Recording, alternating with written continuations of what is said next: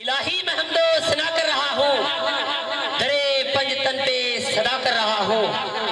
मेरी लाज रखना है रब्बे मोहम्मद के तेरे नाम से इब्तिदा कर रहा हूँ, क्योंकि तेरे ही नाम से हर इब्तिदा है, क्योंकि तेरे ही नाम से हर इब्तिदा है और तेरे ही नाम तक हर इंतहा है। तेरी शान अल्हम्दुलिल्लाह कि तू मेरे मोहम्मद का खुदा है। कोई कहता है कि काबे में खुदा रहता है, कोई कहता है सरअर्शे उला रहता है, मगर तबस्सुम का ये दावा है कि अपने बंदों के दिलों में समा रहता है।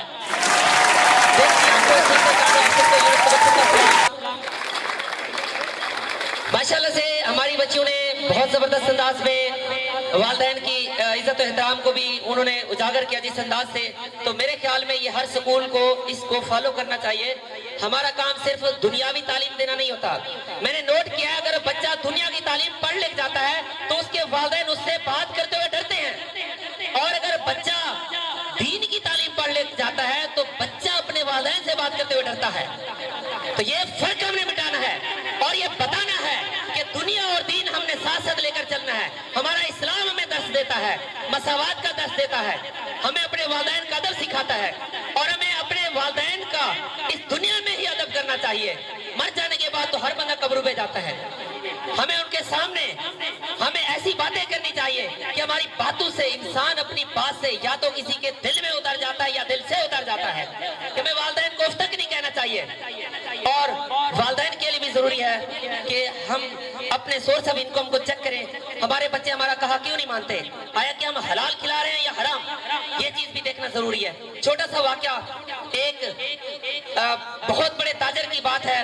बगदाद का बहुत बड़ा ताजर था, उसकी दुकान पर बिक्री बहुत ज्यादा होती थी, लेकिन उसके घर के हालात बड़े कशीदा थे। उसके घर के हालात इस तरह कशीदा थे कि उसके रश रहने के बावजूद भी वो बड़ा परेशान रहता था। पर सौदा लेने आए, खुद ही तोल के जाए और जरा ज्यादा तोल के जाए, और देखते ही देखते उसकी दुकान पर इस कदर रश लगा कि वो बगदाद का ताजर इस कदर गनी हो गया, अमीर हो गया कि लोगों ने उसको गनी कहना शुरू कर दिया कि वो खुद ही कहता है खुद ही तोल लो और ज्यादा तोल लो। तो उसके बाद वो इस कदर अमीर हुआ कि उसने जो तराजू थे, जो पट्टे थे, कांटे थे, वो सोने के लिए लिए। लोग बड़े हैरान हुए कि यार ये बंदा जिसके घर की रोटी नहीं बनती थी आज सोने के तराजू ले लिए। उस शख्स ने उसकी बल्ले बल्ले हो गई इलाके में। उसके बाद उस शख्स के जहन में ख्याल आया कि मैं उस बुजुर्ग के पास जाता हूँ, उसे बताता हूँ कि अब मैं इस कदर अमीर हो गया हूँ आपके नुस्खे के ऊपर अमल करने के बाद। वो फिर घोड़े पर बैठा, चलते चलते उस बुजुर्ग के पास पहुंचा और सलाम किया और सारी कहानी बताई कि चंद अरसे में मैं इस कदर अमीर हुआ हूँ। उस बुजुर्ग ने मुस्कुराते हुए कहा, उसने कहा अब क्यों आया है? वो ताजर बोला अब क्या हुक्म है मेरे लिए?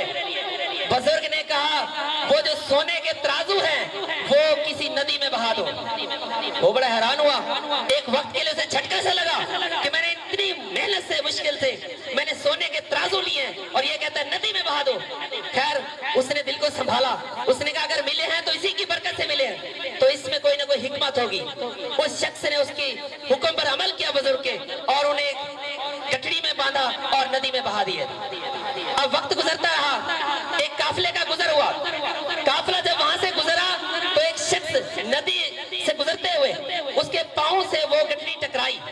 उसने बाहर निकाला तो सोने के तराजू थे। उसने काफिले के सालार से कहा ये तराजू तो बगदाद के ताजर के पास है, पूरे इलाके में और किसी के पास नहीं है। भला आदमी है, नेक आदमी है, हमें चाहिए ये तराजू उसको वापस कर दे। सालार ने जब मशवरा दिया तो सबने कहा ठीक है। वो तराजू उठाए उस बुजुर्ग ताजर के पास ले गए और कहा कि ये तुम्हारे हैं? ताजर ने कहा हाँ जी ये मेरे हैं। उसके बाद उसने कहा ये रख ले। उसने कहा नहीं, पहले मैं अपने उस बुजुर्ग से जाके मशवरा करता हूँ, आप इधर बैठो। वो घोड़े पर सवार हुआ और चलते चलते उस बुजुर्ग के पास पहुंचा और कहा अर्ज किया हुजूर कसम से मैंने वो बहा दिए थे, अब लोगों ने उठा के मुझे वापस कर दिए। वो बुजुर्ग मुस्कुराया, उसने कहा बेटा हलाल की रोजी कभी रह नहीं जाती, अब नदियों में बहा दो, पानी में बहा दो, जहाँ मर्जी गिरा दो, हलाल की रोजी लौट कर आती है, वापस आती है। तो आजकल की माँ बाप अपने वालिदैन को जो रोजी दे रहे हैं, कभी हमने मुहासबा किया है کیا حلال کھلا رہے ہیں؟ ہمارے بچے ہماری نافرمانی کیوں کرتے ہیں؟ ہمیں اس بات پر بھی توجہ دینے کی ضرورت ہے. ہمیں دنیا کے ساتھ ساتھ ان کی آخرت سنوارنے کی بھی ضرورت ہے. ہمیں یہ بچوں کو سکھانا ہوگا کہ اگر ہم حلال رزق لیں گے تو یہ ہماری فرما برداری ضرور کریں گے. آج کل سلطان صلاح الدین ایوبی کیوں نہیں پیدا ہوتے؟ محمد بن قاسم کیوں نہیں پیدا ہوتے؟ آج کل میں اپنے بچوں کو یہ درس کیوں نہیں دیتی کہ جنت تلواروں کے سائے تلے ہے؟ کیوں نہیں کہتی؟ صرف انہیں جو ہم روزی کھلا رہے ہیں کہیں نہ کہیں کوئی بےایمانی کر رہے ہیں. تو ایک وقت تھا کہ ہم بغیر تلواروں کے بھی لڑتے تھے. وہ غازی بیٹے کیوں نہیں پیدا ہوتے؟ ٹل نہ سکتے تھے گر جنگ میں ہار جاتے تھے. پاؤں شیروں کے بھی میدان سے اکھڑ جاتے تھے. دیکھ کیا چیز ہے ہم توپ سے لڑ جاتے تھے. دیا جانے ہم نے یورپ کے کلیساؤں میں, کبھی افریقہ کے تپتے ہوئے صحراؤں میں. شان آنکھوں میں نہ جچتی تھی جہاں داروں کی, کلمہ پڑھتے تھے ہم چھاؤں میں تلواروں کی. آج وہ بیٹے کیوں نہیں پیدا ہوتے؟ تو اس شعر کے ساتھ میں یہاں سے رخصت چاہوں گا. خدا کرے میری عرض پاک پہ اترے وہ فصل گل جسے اندیشہ زوال نہ ہو. خدا کرے میرے ہر ایک ہم وطن کے لیے حیات جرم نہ ہو, زندگی وبال نہ ہو. آپ کی